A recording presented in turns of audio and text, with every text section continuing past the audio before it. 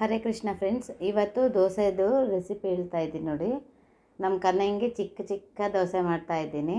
ಅದರದ್ದು ಮೆಜರ್ಮೆಂಟ್ ಬಂದುಬಿಟ್ಟು 4 ಲೋಟ, 2 ಲೋಟ ರೇಷನ್ ಅಕ್ಕಿಗೆ, 1 ಲೋಟ ಇದು ರೆಡ್ ಕಲರ್ ಇರುತ್ತಲ್ಲ ರೀ ಅದು ರೈಸ್, 1 ಲೋಟ ಸೇಲಂ ಬೀಮು ಅಂತೀವಲ್ಲ ಅದು, 4 ಲೋಟ ಅಕ್ಕಿಗೆ, 1 ಲೋಟ ಉದ್ದಿನಬೇಳೆ, 1/4 ಸ್ಪೂನಷ್ಟು ಮೆಂತ್ಯ, ಒಂದು ಸ್ಪೂನಷ್ಟು ಕಡಲೆಬೇಳೆ, 1/4 ಕಪ್ಪಷ್ಟು ಅವಲಕ್ಕಿ ಎಲ್ಲ ತೊಳೆದು ನೆನೆಸಿಟ್ಬಿಡಬೇಕು.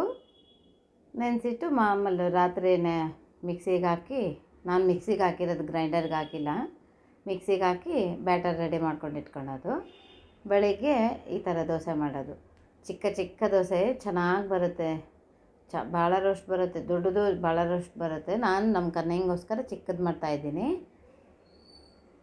ಆದಮೇಲೆ ಅದು ರೆಡ್ ಚಟ್ನಿ ಹಾಕಿ ಸವರ್ಬಿಟ್ಟು ಉಲ್ಟಾ ಮಾಡಿ ಸುಡೋದು. ಸ್ವಲ್ಪ ರೋಸ್ಟ್ ಮಾಡಿದ್ಮೇಲೆ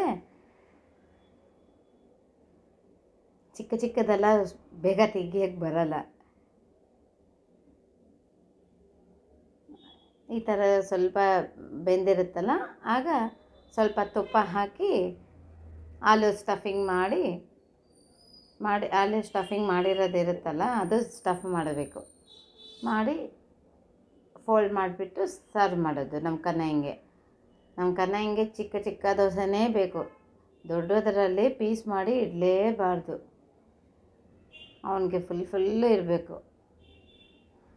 ಈ ಥರ ನೋಡಿ ಎಷ್ಟು ಚೆನ್ನಾಗಿ ಬಂದಿದೆ. ಚಿಕ್ಕ ಚಿಕ್ಕದಾದ್ರೂ ಎಷ್ಟು ರೋಸ್ಟ್ ಇರುತ್ತೋ ಗೊತ್ತಾ.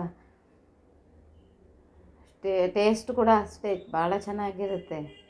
ನಮ್ಮದಕ್ಕೂ ಚೆನ್ನಾಗಿರುತ್ತೆ ನಮ್ಮ ಕನ್ನಯ್ಯಂದು.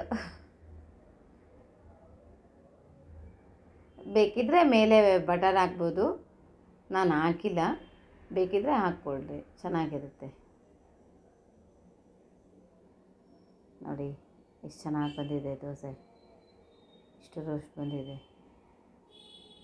ಟೊಮೆಟೊ ಚಟ್ನಿ ನಂದು ಯೂಟ್ಯೂಬ್ ಚಾನಲಲ್ಲಿದೆ ನೋಡಿ ಆಲ್ರೆಡಿ, ಅದೇ ಚಟ್ನಿನೇ ಇದು.